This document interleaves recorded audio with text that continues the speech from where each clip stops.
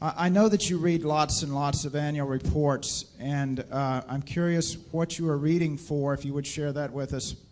But I'm more curious, because I think I know what you're reading for, if there are any disclosures, any further disclosures that you would like to see companies make in their financial reporting, or that the SEC require in financial reporting or proxies or other communications with their shareholders. And that would be for both you and for Mr. Munger.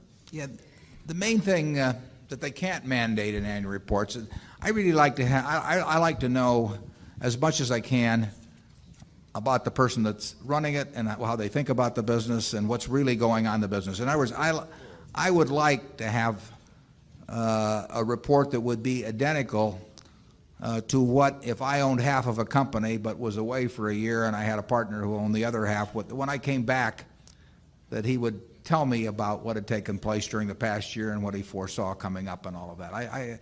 That is what I think the purpose of the report is. Now, the SEC mandates a lot of information, and some of that is helpful, but there's an intent behind the report. I mean, if it's a sales document, I'm less interested. I don't see any way to mandate what I'm talking about, but that's the kind of report I'm looking for. What I'm trying to do as I read reports, I like to understand just generally what's going on in all kinds of businesses. If we own stock in a company in an industry and there are 8 other companies that are in the same industry, I want to own or be on the mailing list for the reports for the other 8, because I can't understand how my company is doing unless I understand what the other 8 are doing. I want to have the perspective of, in terms of market share or what's going on in the business or their margins or the trend of margins or all kinds of things that I can't get unless I know. I can't be an intelligent owner of a business unless I know what all the other businesses in that industry are doing. And so I try to get that information out of a report. If I'm thinking about investing in a specific company, I try to size up their business and the people that are running it. And over the years, I found reading a lot of reports to be quite useful in terms of making business decisions at Berkshire. If we own a whole of a business, I want to own shares in all of the competitors just to keep track of what's going on. And I want to be able to intelligently evaluate how our managers are doing that, and I can't do that unless I know the industry backdrop against which they're working.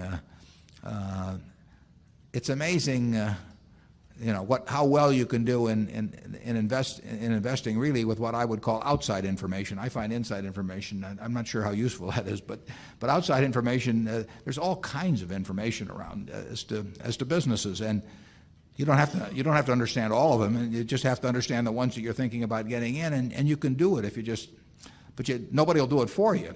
You can't read.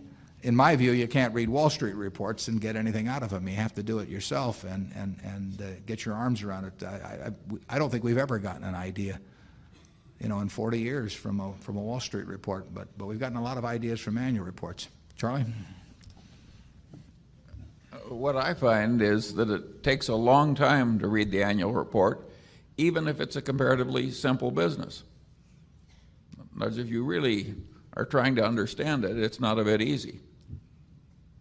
Yeah, I would say that on average in a business we're really interested in, even though we know what to skip to some extent, what to read, I mean, it's going to be 45 minutes or an hour on a report, and if there are 6 or 8 companies in the industry, that's going to be 6 or 8 hours perhaps, and then there are quarterlies and a lot of other. I mean, the way you learn about businesses is by absorbing information about them, thinking it, deciding what counts and what doesn't count, relating one thing to another, and that's the job. And you can't get that by looking at a bunch of little numbers on a chart bobbing up and down about or reading market commentary and periodicals or anything of the sort. That just won't do it. You've got to understand the businesses. That's where it all begins and ends.